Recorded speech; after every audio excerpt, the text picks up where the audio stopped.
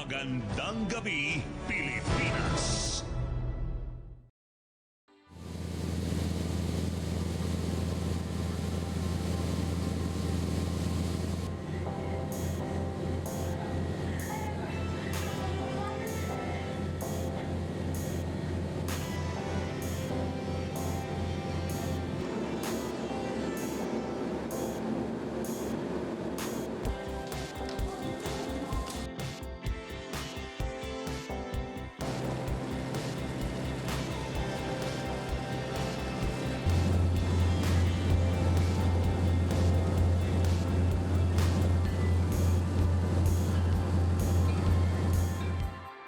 Sa ating bawat paggising at pagmulat ng mga mata, liwanag ng umaga ang ating makikita. Ligaya ang dulot kapag tayo nakasisilay ng magagandang tanawin. Umuusad ang buhay sa ating bawat gawain at yan ay dahil sa tulong ng ating paningin. Ang ating mga mata ang nagsisilbing bintana upang mapagbasdan natin ang kagandahan ng mundo. Noong unang panahon, may isang sundalong Romano na tila pinagkaitan nito. Siya si Longhino. Base sa mga nasusulat na talaan ng kasaysayan, isa si Longhino sa mga dumakip at nagparusa kay Hesukristo. Sinasabing may diferensya ito sa paningin, pero nang sibatin ito sa tagiliran ang nakapakong si Jesus, nagdiwanag ng gusto ang paningin ni Longhino nang matalsikan ang mga mata nito ng dugo ni Kristo. Ang mga pangyayaring ito na nasusulat sa Biblia ay taon-taong ginugunita sa lalawigang sentro ng ating bansa, ang lalawigan ng Marinduque. Isang maliit na isla sa katimugang Luzon, ang Marinduque ay biniyayaan ng likas na ganda ng kalikasan. Lakbayin natin ang lalawigang ito kung saan masasalamin ang tagumpay sa mga hamon ng buhay. Atinting alamin ang kasaysayan ng isang matagumpay na electric cooperative rito at ang kwento ng mga taong nasa likod ito. Sinasabing ang Marinduque ang sentro ng Pilipinas sapagkat nandito ang marker na nagpapatunay na ito nga ang gitna ng ating bansa. Matatagpuan ang pananda na ito sa barangay Hinanggayon na sakop ng bayan ng Mogpo. Sinasabi ring ang Marinduque ang puso ng Pilipinas dahil sa mapa nito na hugis puso. Kilala ang Marinduque bilang lugar na pinagdausan ng Moriones Festival. Dinarayo ito ng mga turista tuwing Semana Santa taon-taon. Moryo ang tawag sa mga kawal na nakasuot ng mga maskarang nagpapakita ng mababagsik na mukha ng mga sundalong Romano na nagpahirap kay Hesukristo.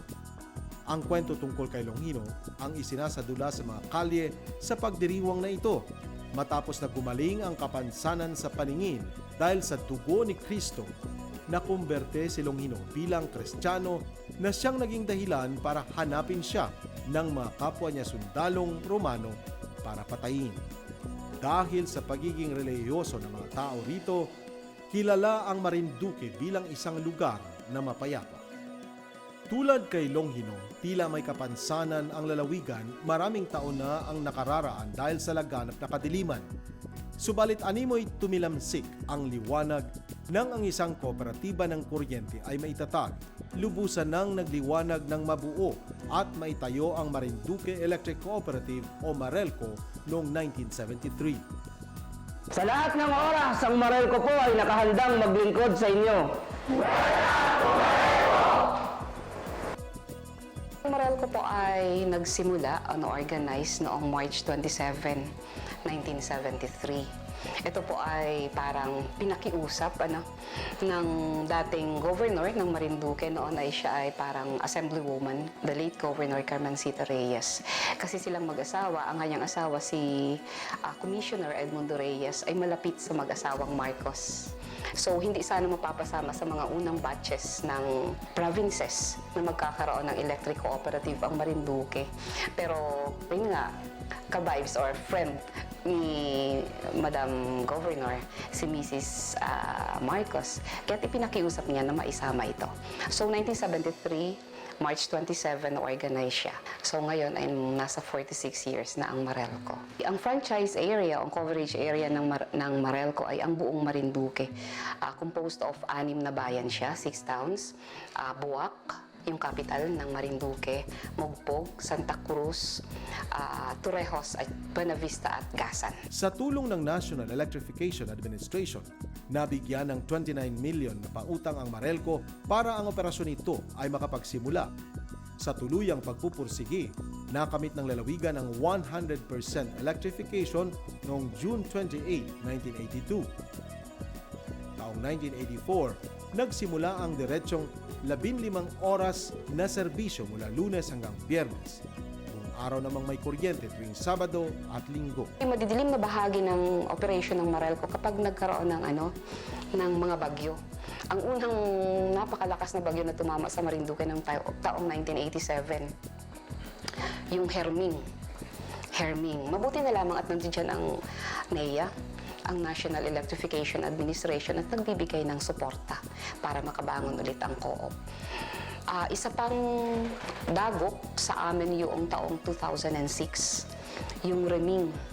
Napakalaki rin ng epekto dito sa Marelco, sa distribution system ng Marelco.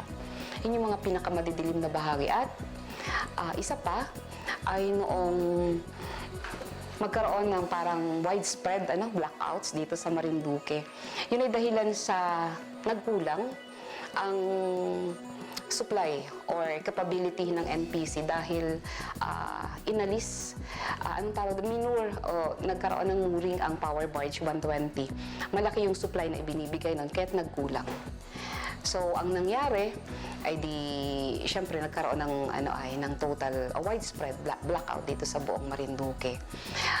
Ang assumption or parang ina-anticipate noon kasi ng NPC, kaya hindi sila nagkaroon ng budget para sa Marinduque ay dahil yung pagpasok ng new power provider dati, yung 3i Power Gen, kung saan ay nagkaroon ng competitive selection process noong 2005. Dapat ay meron silang commercial operation date ng 2007, pero hindi yun natuloy. 2009, yun nga, na-schedule for mooring ang Power Barge 120 kung kaya't nagkulang ang capacity ng NPC. Magwa 1 year pa lang ako nun sa cooperative nang kami ay bisitahin ng bagyo na nagkaroon ng mga forced leave sa mga employees. At isa ako doon sa na-forced leave. Ibinase yun sa mga rank and file employees. Nagsimula sila sa rank and file employees na hindi man directly involved sa restoration, pero na-retain naman ng company yung mga division chief pataas para mag-supervise noong sa restoration. Hindi huminto ang mga pagsubok sa kooperatiba. Napakaraming mga balakid at hamon ang dumating. Bumaba ang collection efficiency habang tumaas naman ang systems loss. Nagkaroon ng malaking utang sa NPC at mga suppliers ang Marelco. Naging madalas ang pagkawala ng daloy ng kuryente dahil sa mga sirang linya at makina ng NPC. Ang mga panlalait at reklamo ng mga konsumitores ay nauwi sa rally na pinangunahan ng mga pari. Alam ko maraming problema ang Marinduque that time. Grabe ang brownout. Grabe ang reklamo ng mga tao dito sa Marinduque. One time nga, ang Marelco nirally pa ng mga kaparian na gawa nga sa brownout. Power shortage, maraming problema. Nagalit sa amin yung taong bayan at nagrally dito sa Marelco. Sa pangunguna yun ng mga, hindi ko naman maiikaila, sa pangungunang kaparian ng diocese ng Buwak. So parang naging traumatic sa amin yung yung period na yon kung saan parang dapang-dapa ang Marelco, nagkaroon siya ng maraming pagkakautang sa NPC, lalo na sa mga suppliers. Yung sweldo ng mga empleyado ay hindi naibigay sa oras. Ayun ang naging resulta. Nung ako'y nasa Napocor, ang daming nakakausap ko ng mga taga-Marelco na kahit yung uniforme ayaw nilang isuot. Dahil parang puro daw sermon ang inaabot nila sa mga MCO. So, yun yung time na parang naisip ko na, di kaya ako kailangan dito. Yun lang, nag-start lang doon na parang, you want change? Let's see kung ano yung kaya kong ibigay. So, doon nagsimula, pinurso ko yung application. Pero sa hirap ng dinaanan ko, sa dami ng mga challenge na ibinigay sa akin, sa dami ng mga alam kong ayaw sa akin, lalo akong nagporsige. Kasi may ugali akong ganun. Pag nakikita kong ayaw mo sa akin, lalo kita puporsigihing makuha. And that time, ang maral ko, nung dumating ako dito, is category D. And even the employee's salary ay delayed. At napakaraming bayarin. Hindi na babayaran ang power supplier ng on time, nababayaran pa konti-konti. Ang laman ng bangko nila that time ay 3 million. Ang mga bayarin 44 million. Halos mahulog ako sa upuan ko. Just, sabi ko, ba't gano'n? Ang naging epekto niya, bumaba talaga yung categorization ng Meralco, naging category D kami. Talagang nag-ooperate naman ng maayos ang Meralco noong mga panahong una. Nagkaroon na nga kami ng award noong mga taong 1990s. Pero yun nga, nawala siya dahil dun sa mga pangyayaring nasabi ko na kanina. Tapos, naging category D. Nagbago lang siya, nagkaroon ng bagong management. Dumating si GM Sol dito sa Meralco ng taong December 2012.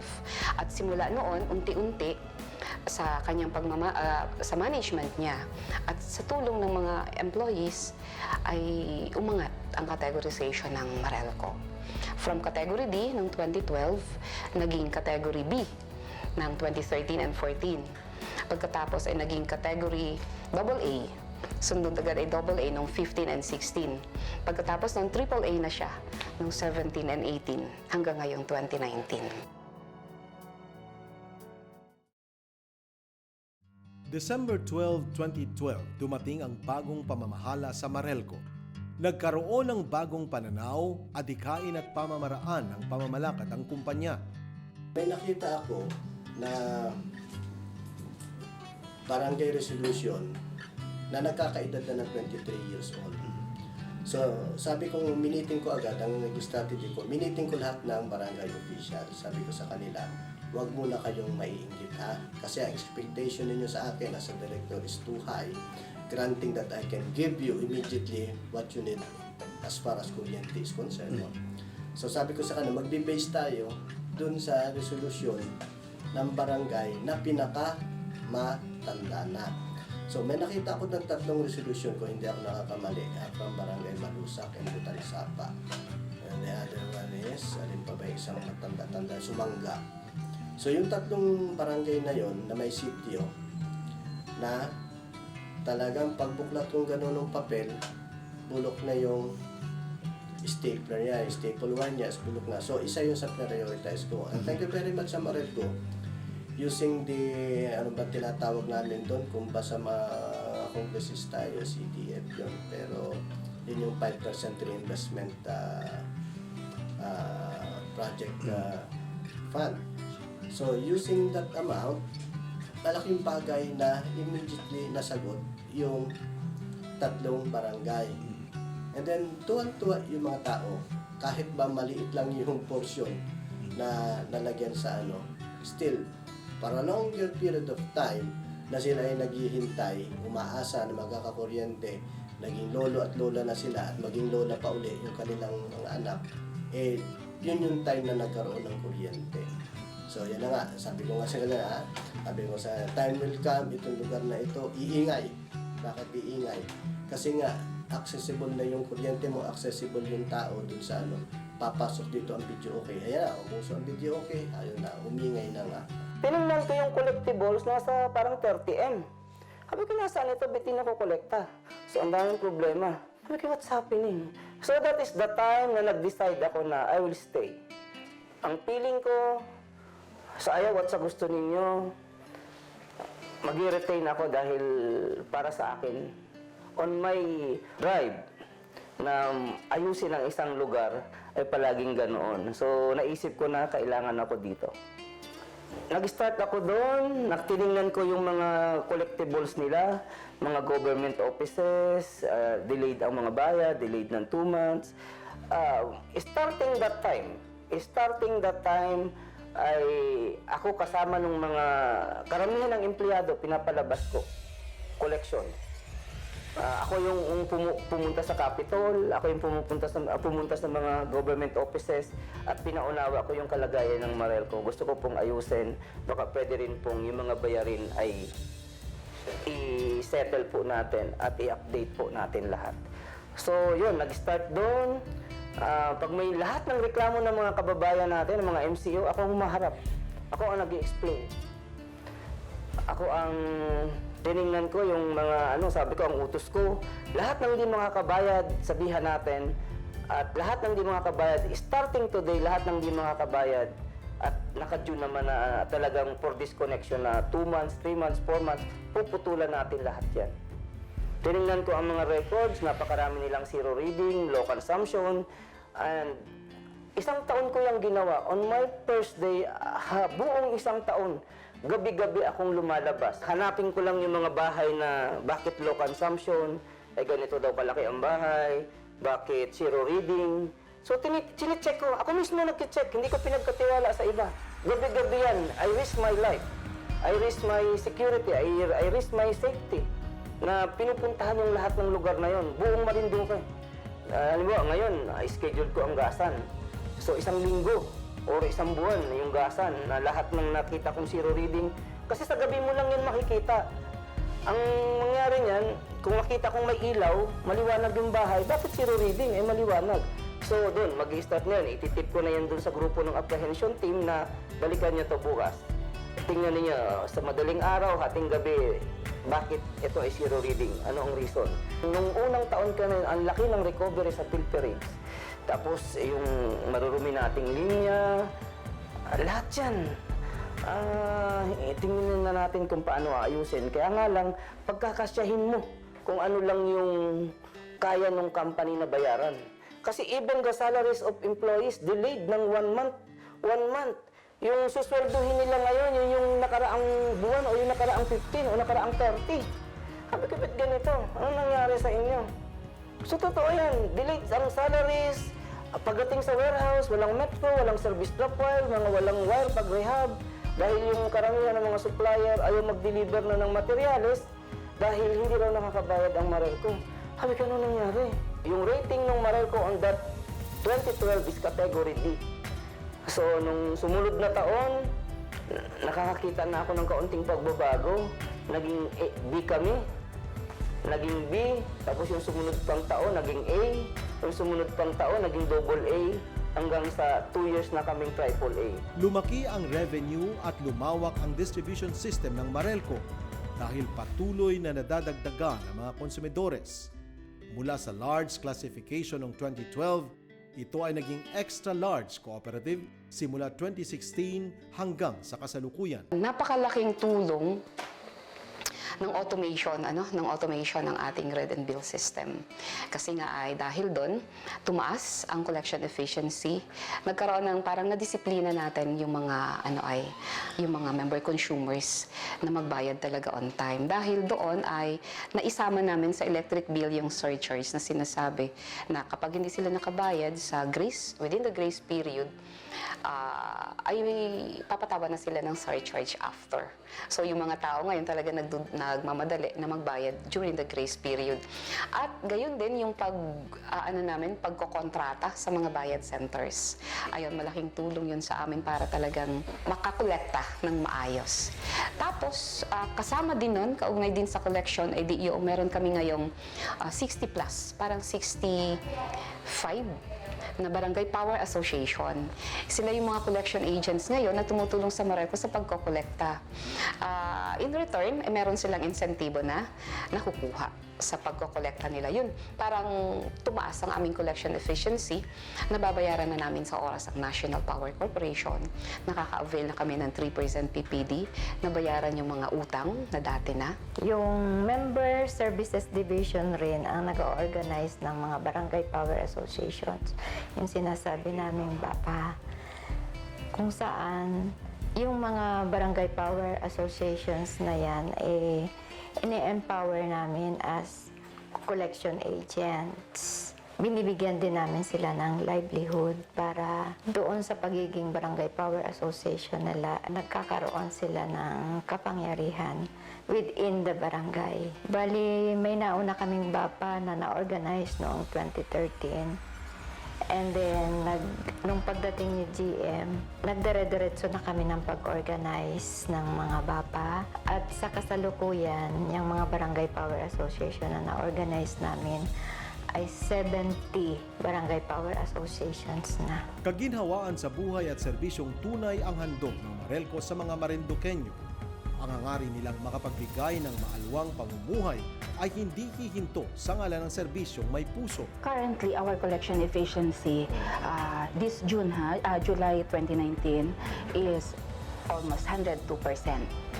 Unlike before, na talagang mababa pa siya because yung aming mga collectibles, it ranges 40 million na iiwan. But now, almost 25 to 24 million na lamang yung naiiwan sa aming mga aming receivables. This is because of GM's initiative at saka yung effort niya, makolekta talaga doon sa aming mga member consumers. Honestly, the disconnection policy, hindi talaga siguro gano'n na i-implement ng maayos. But now, talagang we strictly implement the policy on disconnection na kung natutulungan din, kumbaga, namin yung aming mga consumers na magbayad on time. Kumbaga, it's our way of disciplining our member consumers. At maganda naman yung pagtugon ng aming mga consumers. Talagang takot sila na hindi makapagbayad before or on the due date. Isa na rin dito is yung tulong ng aming bayad center. We have, nag-start ito is 2018. Parang May.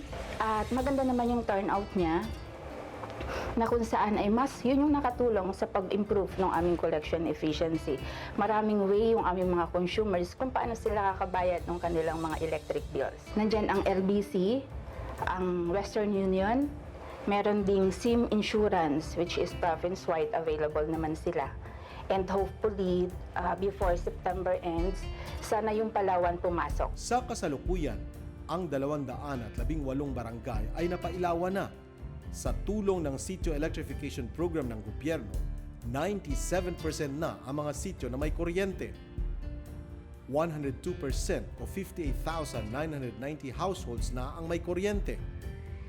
Dahil naman sa Barangay Line Enhancement Program, naikonekta rin ang mga isla ng Polo at Maniwaya sa Marinduque Main Grid sa pamamagitan ng submarine cable. Nandito tayo sa Barangay Alobo, bayan ng Santa Cruz, kung saan nagsimula ang submarine cable natin papunta dun sa dalawang isla ng Polo at saka Maniwaya. So itong sending end, dito nagsimula yung submarine cable papuntang isla. Nandito ang protection. So itong unang submarine cable, ang sukat nito ay 1.98 kilometers. So yung sumunod na from Polo to Maniwaya is almost 3 kilometers. Mas mahaba yung kabila. Itong submarine cable na ito is funded through Barangay Line Enhancement Program na ang budget ay binigay ng National Electrification Administration. Na itong naunang project is something 45 million at yung sumunod something 52 million. Ito yung cable na ibinaon diyan, dito yan dumaan. So hanggang doon sa tabing dagat, hanggang doon sa tumawid sa isla.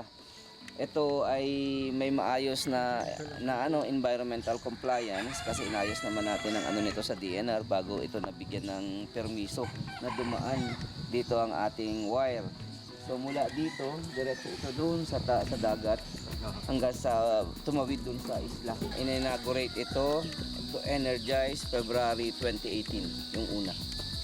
Tapos yung sumunod nga, yung from Polo naman to Maniwaya ay February 2019 naman. So mula doon sa time na yon, 24 hours na yung nararanasang kuryente ng mga tao at ayon sa pang-interview din namin, tuwan-tuwa yung mga mamamayan. Kasi tulad ng sabi ko, 450 families yung sumunod na isla at ang pangunahing hanap buhay nila ay pangingisda.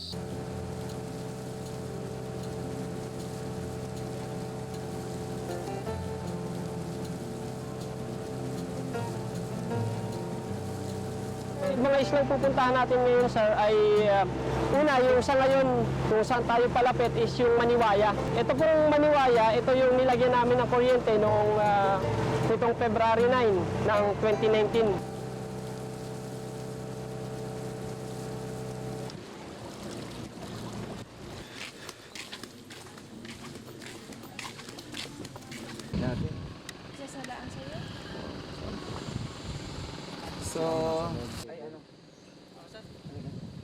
Madilim at mahirap ang pamumuhay ng mga taga rito noon. Malayong malayo sa buhay sa kabiasnan ang kalagayan. 6 years old hanggang mag-16 ako, hanggang sa high school. Naglalakad lang kami sa pagpasok. Ang klase namin is nagsisimula alas 7, pumapasok kami ng 6 para mas maaga kami makarating sa eskwela. Nakakauwi kami sa bahay pagkatapos ng eskwela, alas 5, mga alas 6 hanggang alas 6. May gagawing assignment, mahirap magawa ng assignment kasi ang ilaw namin ay bunsol. Yung may nilalagyan ng gas na bote na may pabilong damit. Yun, gasera. Yun ang tawag sa amin, bunsol. Gasera ang ginagamit namin para magkaroon kami ng ilaw. At syempre, yun ang pinakang ilaw namin kapag nag-aaral kami. Mahirap po nung ako po yung nag-aaral ng elementarya hanggang high school, mahirap po sa amin yung wala kami talagang ilaw, lalo na po pag malakas, namamatay. So mahirap pong magsulat, magbasa ng mga libro kapag ka po walang kuryente.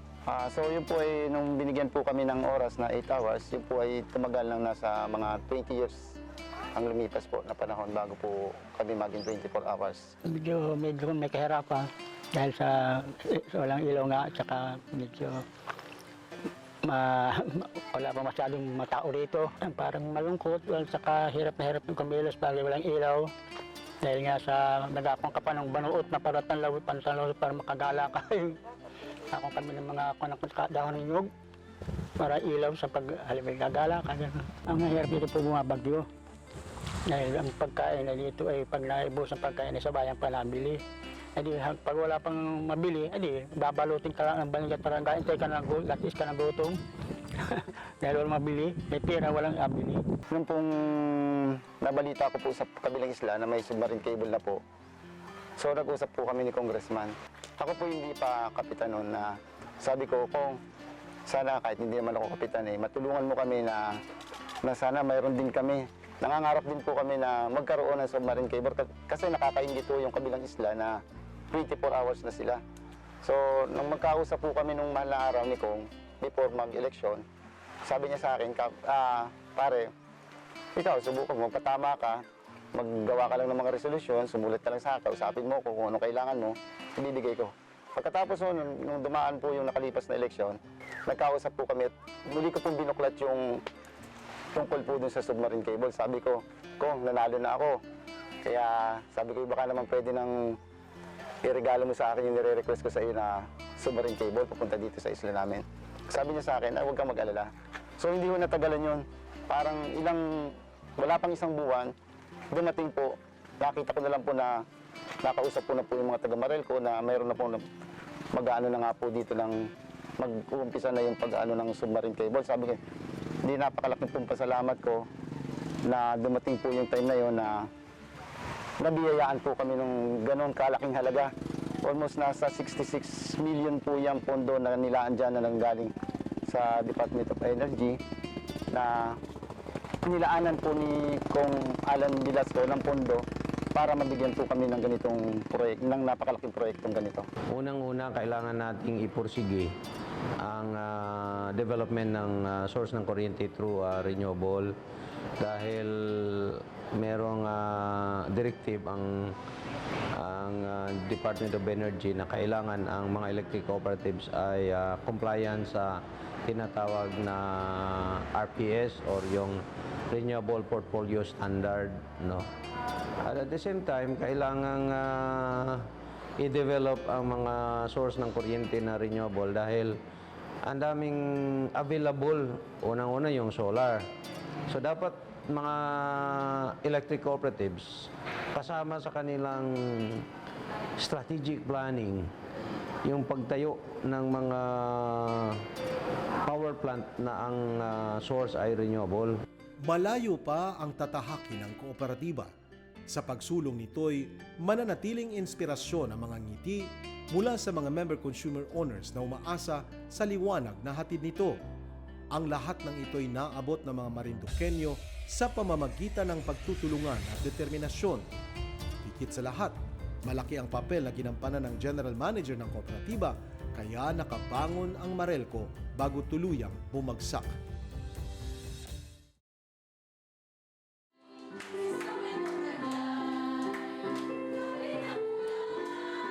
Isang kaugalian ng mga Marinduqueño ay ang tinatawag na putong. Ito ay ang pag-awit at pagsayaw sa harap ng isang bisita o dayuhan. Ang maalimtog ng musika nila ay kanilang inihahandog sa himig na tunay namang nakabibighani. Sinasabitan din nila ang mga bisita ng corona na gawa sa paper mask o tin foil. Magtatapos ang seremonyas na ito sa pamamagitan ng pagsaboy ng barya at mga bulaklak sa mga bisita. Sa katotohanan, ang kulturang ito ay hango sa dasal para sa kaunlaran. Ito ay nagpapakita lamang na sadyang reliyoso ang mga Marinduqueño. Isa sa kanilang dalangin ay makamta ng liwanag na matagal nang inaasam. Sa pagupo ni General Manager Gaudencio Sol bilang leader ng Marelco, nabigyang kasagutan ang panalangin ng mga tao. Nung mag-apply siya dito noong 2012, isa ako sa nag-conduct ng background investigation sa kanya. So doon pa lang nalaman ko na kung anong klase ng tao siya. Si GM ay, may direksyon. Gusto niya palagi kung ano yung goal niya, yung target niya, dapat yung ma-achieve. Mabait siya, parang kapatid namin, nakikapatid dito sa opisina, nakikipagbiruan, mapagbigay, generous din siya. Pero kapag trabaho talaga. Sa totoo ay ako'y naiiyak, pero masaya ako na, kumbaga nakita ko na umangat. Nakita ko kasi na bumaba, down na down ang Marelco noon, at nakita ko yung pag-angat niya. Pasalamat ako dahil merong isang tao na nag-angat doon sa Marelco. Pero kumbaga siya yung gumabay. Naging namin siya, kumbaga ay kinapitan. Siya yung GM na ang tawag doon ay hindi lang nakaupo. Talagang hands-on, kumbaga. Lahat ng problema siya yung napapel. hindi pumapapel na talagang mapapel. Siya yung nag-a-address ng mga problema kung hindi kinakaya ng staff. Stricto ako sa trabaho kasi gusto ko nga palaging maganda yung result. At parang nakakita ako ng potential, especially sa mga co-employees ko. Gusto ko kasing hubugin yon at gusto kong ibigay niya ng makita niya kung ano pa yung pwede niya pang gawain. Kasi, let's face it, gusto mo bang tumigil dyan kung nasaan ka? Hindi eh. We always attain the top. Hindi ko lang alam sa iba, pero syempre yun ang iniisip natin. We always want to attain the top na wala ka namang tinatapakan, na wala kang sinasagasaan. Ulila sa ama at laki sa hirap. Upang makaangat sa buhay, ang makapagtapos sa pag-aaral ang tanging niyang pinapangarap. Sa kanyang mga pinagdaanan, ang pagtayo sa sariling mga paa ay sadyang mahirap. Nagbunga man ang mga pagsisikap, tila nagkulang naman siya sa paglingap. Mula sa pagkabata, ramdam ko na yung gaano kami kahirap. Nung elementary, ako naglalakad lang kami sa school, papasok, pauwi. High school ako, papasok, pauwi, lakad-lakad lang yan. So kaming magkakapatid, lahat kami, we struggled hard to study. And yun yung aming ultimate goal, makapag-aral para mabago yung takbo ng aming buhay. Hanggang nag-college ako, nag-working student ako, nag-aaral ako sa Mapua. Engineering, alam niyo naman kung gaano kahigpit ang Mapua. ng malakas mag-kick out. So, diyan ko naranasan na habol. Kasi nagkatrabaho ako sa Makati, ang Mapua ay nasa Intramuros. Araw-araw nang ginawa ng Diyos yan, tinatakbo ko yan. Mula pagbaba mo ng City Hall hanggang Intramuros, Mapua, tinatakbo ko yan. Pagdating ng klase ko, araw-araw yan. One of my regrets sa buhay ko, na yung mother ko ay nawala nang hindi ko man lang naibigay lahat. Kasi engineer na ako nung nawala siya. Actually, may asawa na nga ako. Pero one of my regrets, kasi na-assign ako sa malayo, sa Mindoro. Hindi ko siya naalagaan. Yun siguro. Yun lang yung regrets ko, na hindi ko napagsilbihan yung nanay ko na siya ay nagparuga sa amin talaga. We are 8, 12 kami magkakapatid. Hindi ko siya napaligaya. I mean hindi ko siya nabigyan ng nasuportahan ng ayos kasi malayo nga ako. So, doon sa ibang kapatid ko siya nakatira. Pero every time na umuwi ako, at saka regular ako nagpapadala. Kahit nasa malayo ako, regular ako nagpapadala. Kaya nga lang yung personal na pag-asigap sa likod. The only goal ko nun ay makatapos, makapaghanap ng trabaho. Nung pagka-graduate ko ng college, hindi ko na nga inisip na mag-board. Kasi nga, ang gusto ko magtrabaho na. Dahil sanay naman ako magtrabaho, dahil nag-aaral nga ako nagtrabaho. Pero yung isa kong kapatid, yung tinitirhan ko nun, sabi niya, useless naman na nag-engineering ka pa, tapos hindi ka naman mag-board. So ano bang problema? Pagtulungan natin. So, mga natutunan ko sa buhay mula sa pagkabata, study hard, work hard, at kung ano yung ginusto mo sa buhay, dire-diretso lang, straight way. Walang liko-liko. Kung dati tila lubak-lubak ang kalsadang tinatahak ng kumpanya, sa isang igla, ito'y umusad at tuluyang umalagwa. Tuluyan ang nakabangon sa minsang pagkadapa. Nabigyan namin ng solusyon yun, yung delay ng pagsusweldo sa amin, nagkaroon sa pangunguna ng aming general manager sa kasalukuyan ng ngayon na si Engineer Gaudencio Sol Jr., nagkaroon kami ng massive disconnection sa lahat ng bayan kung saan nagbuo si GM ng Disconnection Task Force. At isa ako doon sa inilagay niyang leader na maging sa disconnection. Sa kasalukuyan, ini-implement namin yung pag lumampas ka sa 9-day grace period plus another 48 hours, ika-11th day na yon, nag-start na kami ng disconnection. Kapag nagpa-reconnect sila, may service fee kaming kinokolekta sa kanila na 100 pesos plus 20% penalty doon sa kanilang unpaid electric bill. With regards to Meralco, yung aming relationship with them is okay naman. Every time we meet together, kung may problema, inaayos. Actually, they can, yung communication namin is open. GM can call me anytime of the day. So, ganun po. So, immediately thereafter, once they have a request, it is acted upon naman. Immediately acted upon. You cannot easily solve problems without kuryente. Ang unang-una kasing tinotroubleshoot natin dito yung pangangailangan ng tao. Unang-una liwanag. Why? Kailangan ng mga estudyante ng kuryente. Kailangan ng mga estudyante na makapag-aral using kuryente. Communications, kuryente pa rin. So, without that kuryente, yung success ng isang barangay, isang bayan, isang komunidad, mahahamper. So, yung isa sa magandang pinagmamalaki ko sa samahan ng elektriko, talagang meron kaming bayanihan, may pagkakaisa, may pagtutulungan. Kung sinong bagsak, sinong nakadown, tutulungan ng mga nakakaangat. Yan ang hindi ko makalimutan sa elektriko. Ito po yung ginagawa namin tuwing Monday morning. Pagkatapos po ng aming flag raising ceremony, kami po ay may 10 minutes na cleaning dito po sa aming pong surroundings para mas lalo pa pong mapaunlad yung aming Meralco at ipakita po namin yung aming pagmamahal sa aming kooperatiba. Ito po yung nag-start mula po nung si GM Sol po ay pumarito sa Meralco. So bali naglabas po siya ng isang office order na inano po namin na siya ay isang cooperation day work, sir, para po makatulong pa po kami sa Marelco. Masaya tsaka proud.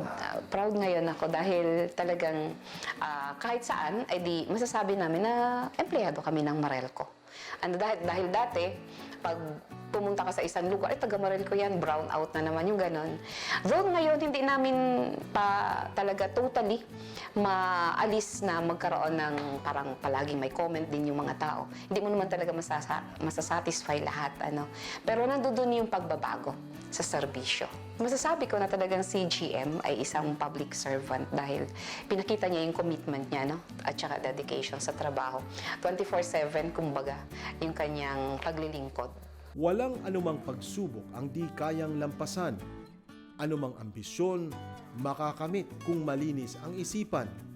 Tulad kay Longhino, minsan nang nasadlak sa dilim ang mga Marinduqueño.